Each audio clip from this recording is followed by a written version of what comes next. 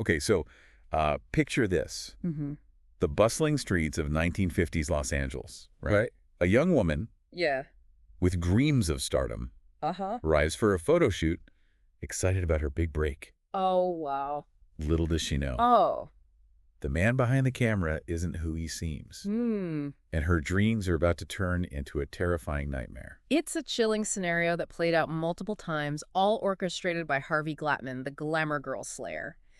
His story is a stark reminder that evil can lurk beneath a veneer of normalcy, preying on vulnerability and trust. Today, we're going deep into the dark world of Harvey Glatman. Hi. You sent us a true crime podcast episode Yeah. that delves into his case, and honestly, it's a real nail-biter. We'll Whoa. unravel his twisted methods, Okay. the lives he shattered, Right. and the chilling details that ultimately led to his capture. What's particularly unsettling about Glatman is how he used the allure of the entertainment industry, a place of dreams and aspirations, to lure his victims. Yeah. He understood their desires and exploited them in the most horrific way imaginable.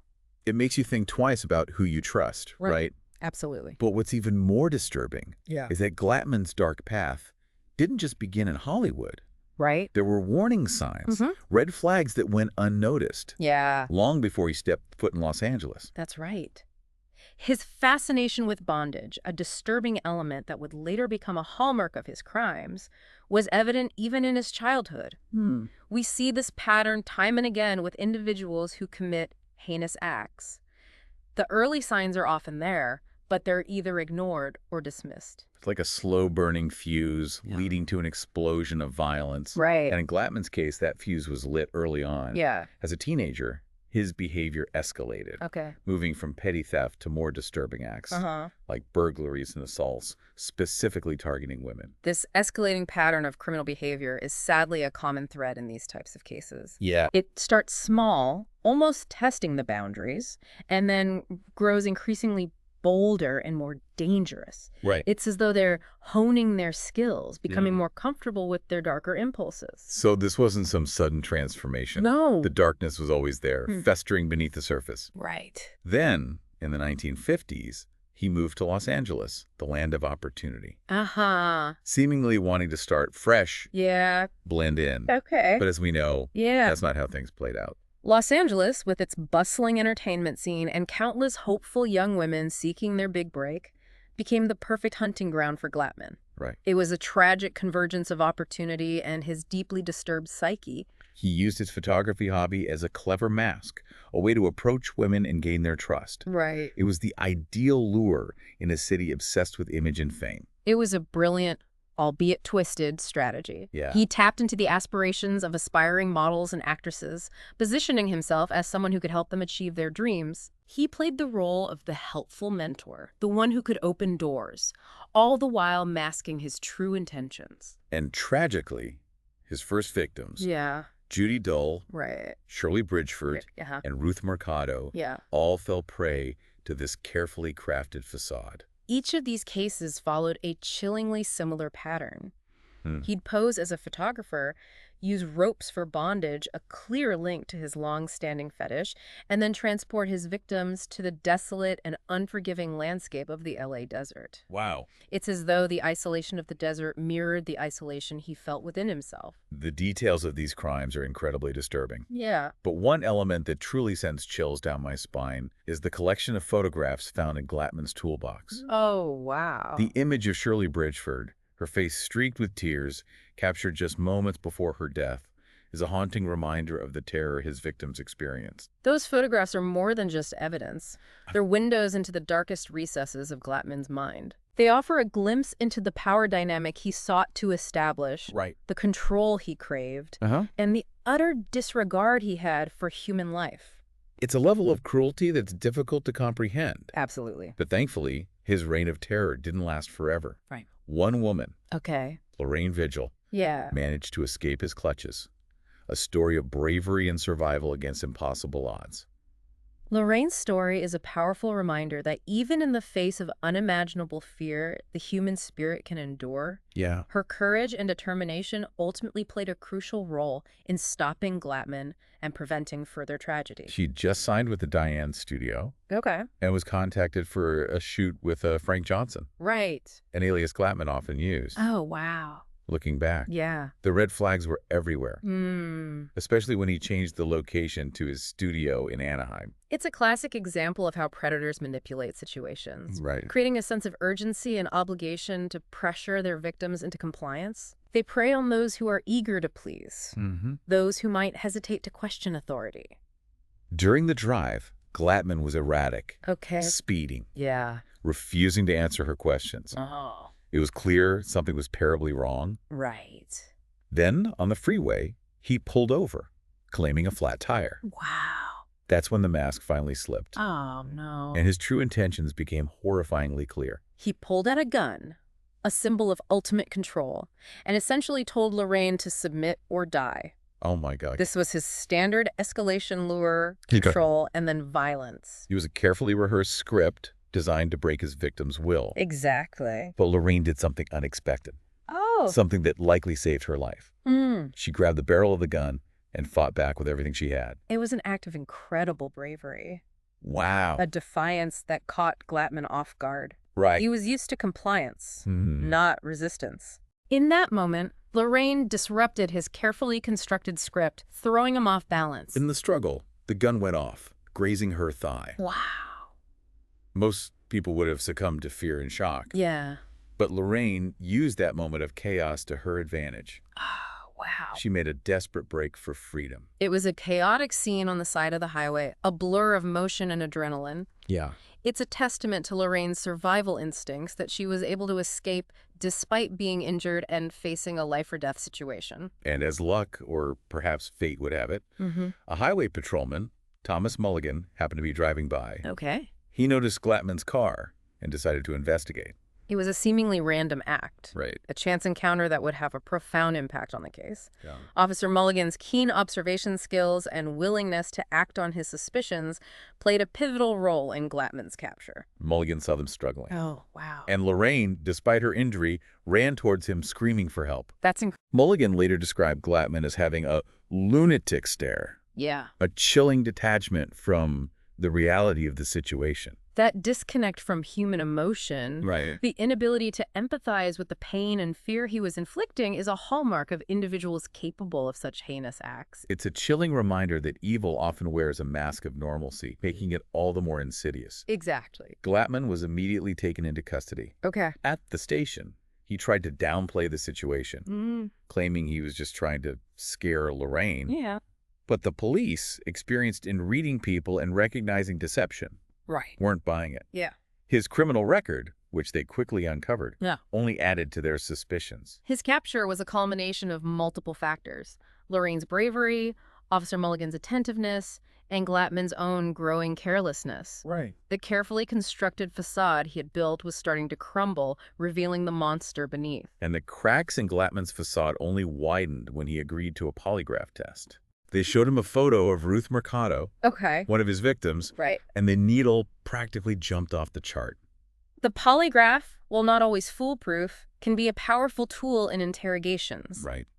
It measures physiological responses like heart rate and perspiration, often revealing signs of deception even when a suspect tries to maintain a calm exterior. It was as if his body was betraying his carefully crafted lies. Yeah.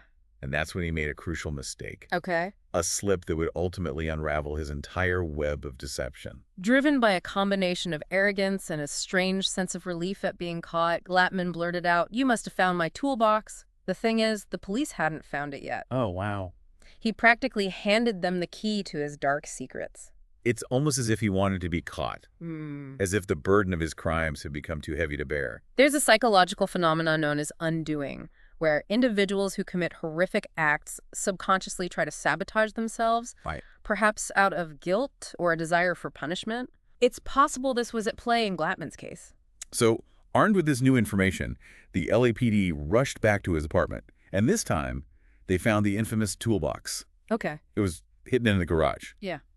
Not exactly the most ingenious hiding place. It speaks to his growing sense of invincibility Right. as serial killers continue their spree. Yeah. They often become increasingly reckless, believing they're smarter than law enforcement, that they can outwit everyone. Right. It's a dangerous delusion that ultimately leads to their downfall. And inside that toolbox, they found a horrifying collection of evidence, photos of his victims, both alive and dead, along with personal items he had taken as trophies. Right. It's a stark reminder of the depravity of his crimes and the deep-seated psychological need for control that fueled his actions. These trophies, as disturbing as they are, served a dual purpose for Glatman. Yeah. They allowed him to relive his crimes, to hold on to the power he felt in those moments. But they also represented his attempt to erase his victims' identities, to reduce them to mere objects in his twisted fantasy. It's absolutely sickening. Absolutely. But with this overwhelming evidence, the police finally had what they needed to connect him to the murders of Judy Dole, Shirley Bridgeford, and Ruth Mercado, Right. and Glatman. Yeah. Seemingly relieved to have his charade exposed, confessed to everything. There's a strange paradox with serial killers. While they crave power and control, Right. the act of being caught often brings a twisted sense of relief. Yeah. It's as if the burden of their secrets, the constant fear of exposure, becomes too much to bear. He went into graphic detail, describing how he lured the women, the methods he used, even boasting about his ability to manipulate and control them. Wow. It's hard to fathom the level of arrogance and lack of remorse he displayed. This boasting, this need to recount his crimes in detail, likely stemmed from a narcissistic desire to assert dominance even while incarcerated. It's as though he wanted to ensure that his story, his version of events, would be the one that prevailed. His explanation for his actions was incredibly flimsy. Yeah. He claimed it was all about photography and sexual relations, as if those justifications could excuse the taking of human life. He was attempting to minimize his actions, to frame them as something less monstrous than they truly were. Right. But the reality is his motives were far more sinister. Yeah. It was about power, control, and the infliction of pain. The photography and the sexual acts were merely tools he used to fulfill those dark desires. And then there's the rope, Right. a recurring element in his crimes. Yeah. He claimed he chose strangulation over a gun because it was less traceable. But I can't help but think it went deeper than that. Remember his childhood fascination with bondage? Absolutely. Right. The rope wasn't just a practical choice. Yeah. It held a deeper psychological significance for Glatman. It was a symbol of power, a way to exert control over his victims, a physical manifestation of his deep-seated fetish. His confession went on for hours. Okay. Every gruesome detail spilled out. Right. But even as he admitted to these horrific acts, he tried to paint himself as a victim, claiming he kept the toolbox as a way to ensure his conviction, Oh, wow. that he didn't have the guts to turn himself in. That's a classic manipulation tactic. Yeah. A way to shift blame and garner sympathy. Yeah. He wanted to control the narrative even in defeat, to present himself as a remorseful individual who was ultimately undone by his own conscience. Right. But his actions and the clear sense of enjoyment he derived from recounting his crimes tell a very different story. He insisted on receiving the death penalty, stating that he didn't want to go back to prison. On the surface, it seems like an acceptance of responsibility. Yeah. But could there be something more to it? It's a complex issue. Right. While it might appear to be an admission of guilt, Yeah. it could also be interpreted as a final act of control, a way to dictate the terms of his own demise. Right. It's impossible to know for certain what was going on in his mind, Yeah. but it's a question that continues to intrigue those who study criminal psychology. His mother, Oilia, tried to defend him, Okay. portraying him as a shy and troubled young man, Right. not a vicious killer. But that narrative seems to minimize the gravity of his actions, Yeah. ignoring the pain and suffering he inflicted on his victims and their families. It's a natural human response for a mother to want to protect her child, Right. even in the face of overwhelming evidence of their wrongdoing. Oh. But it's crucial to remember that mental illness, while a factor in some cases, doesn't excuse or diminish the severity of criminal acts. Right. Accountability is essential, regardless of any underlying psychological issues. And the psychiatrist who had evaluated Glatman as a child actually contradicted his mother's claims, Whoa. noting his escalating aggression towards women, particularly as he got older. That's a significant detail. Yeah. It highlights the importance of considering an individual's entire history, Right. not just a snapshot in time. Mm. Patterns of behavior, especially those that escalate over time, Yeah. can be powerful indicators of potential for violence. In the end, Glatman's attempts to plead insanity failed. Okay. He was found guilty of 2 counts of first-degree murder. Right. The judge, John Wicker, delivered a powerful statement about the nature of his crimes, Yeah. advocating for the death penalty in cases where life imprisonment wasn't a true life sentence. The judge's words reflect a deep understanding of the limitations of the justice system at the time. He recognized that without a guarantee of lifelong incarceration, some crimes, due to their horrific nature and the risk of recidivism, warranted the ultimate punishment. Glatman was sent to San Quentin, Okay. where he was eventually executed in the gas chamber. Wow. His story ends there. Right. But the case takes an even darker turn when we consider the possibility of an earlier victim, perhaps his first. This is where the investigation expands beyond Glatman himself and delves into the realm of unsolved mysteries and the haunting possibility that his murderous tendencies began long before he arrived in Los Angeles. In 1954, a young woman's body was found in Boulder Hills, Colorado, not far from where Glatman had lived with his parents. Okay.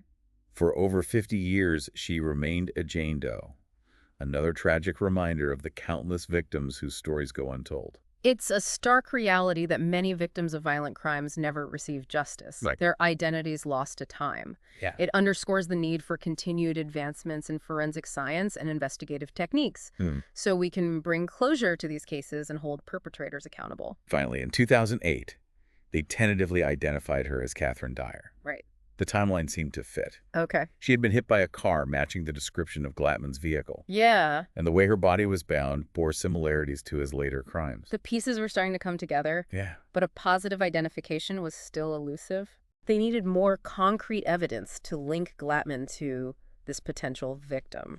And then, in a twist that could rival a Hollywood thriller, Right.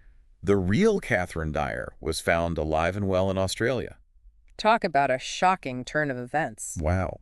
It highlights the importance of thorough investigation and the ever-evolving nature of forensic identification. Right. What initially seems like a solid lead turned out to be a dead end. Yeah.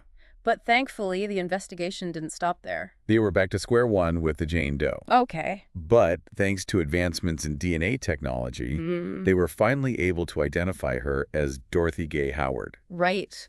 a 16-year-old runaway from Phoenix.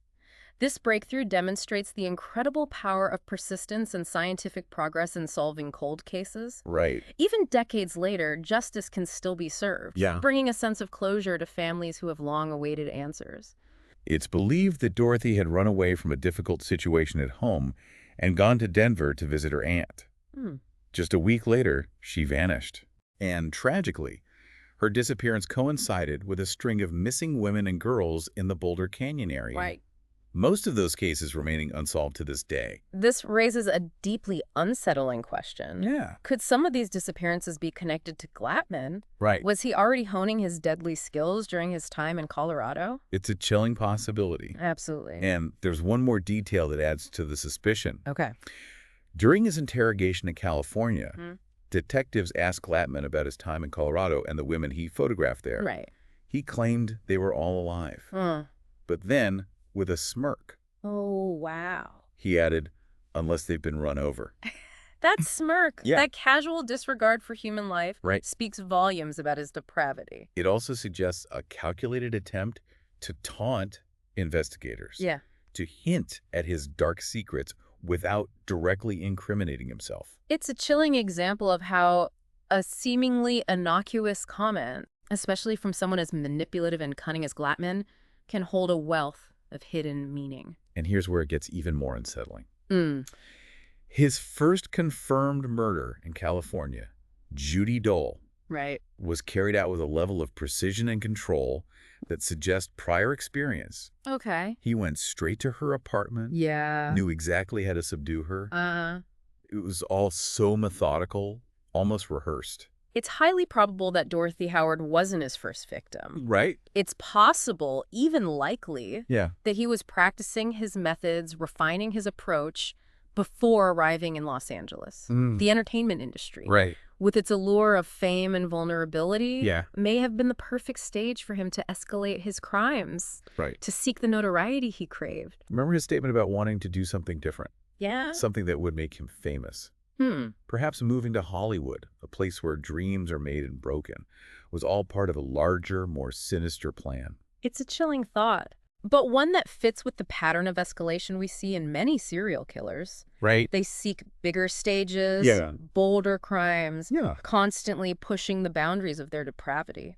It's a stark reminder that evil can lurk anywhere, even in the most unexpected places. Absolutely. And that sometimes the most harmless-seeming individuals can harbor the darkest secrets. Exactly. It's a truly terrifying thought. How many more victims might be out there connected to Glatman but never identified? Right. His time in Colorado, those missing women and girls. Yeah. It's a haunting question that lingers long after the case is closed. That's the unsettling reality of cases like this. Yeah. The official body count, the ones we know about, Right. might just be the tip of the iceberg.